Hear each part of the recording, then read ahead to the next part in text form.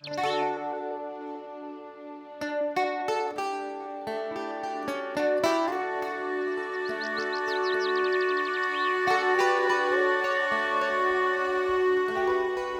lembro-me do meu pai me dizer que o meu avô que sempre acreditou na cortiça quando a maior parte das pessoas não acreditava na cortiça, porque a cortiça era vista quase como que um subproduto. E o meu avô tinha uma frase até com a sua graça que dizia: a cortiça vai valer dinheiro e só vai deixar de valer dinheiro quando for ao fundo, quer dizer, quando não flutuar. Mas naturalmente a cortiça era utilizada antes disso, antes de termos registros escritos, porque a casca do sobreiro foi sempre uma coisa que teve, naturalmente, uma utilização, quando mais não fosse, uma utilização a uma escala doméstica e para os mais variados fins. Todos nós recordamos dos coxos ou cocharros, portanto, uns recipientes pelos quais se bebia água, e, enfim, portanto, a cortiça tinha uma, digamos, uma função, uma possibilidade plástica muito grande, podia servir para as mais variadas coisas. Portanto, nessa medida podemos dizer que a sua utilização é milenária.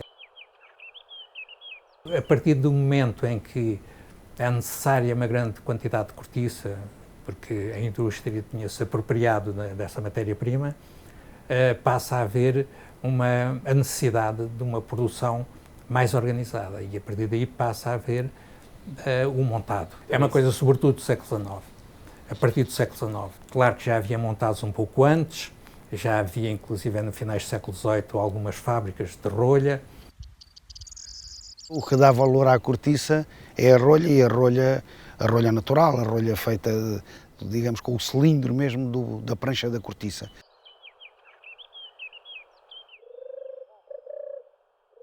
O montado tem que ser muito bem tratado.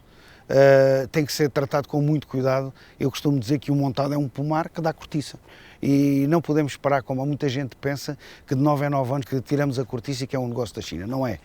Se virmos, portanto, temos que pensar na produção da cortiça há 9 anos, portanto, tem que se fazer a divisão dos 9 anos e os sobreiros têm que ser tratados. O montado e os sobreiros em geral estão, em alguns sítios, num estado sanitário um bocado problemático, e há mesmo muitos proprietários que veem com preocupação o futuro da sua produção de cortiça.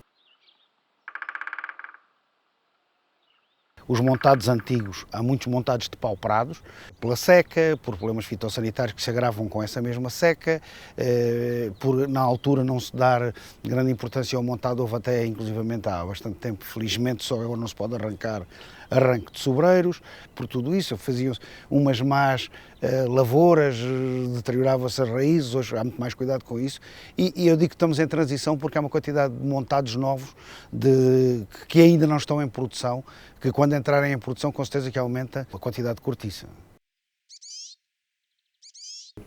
Claro que a cortiça cada vez tem um futuro mais assegurado, na medida em que é um produto que não é facilmente substituível.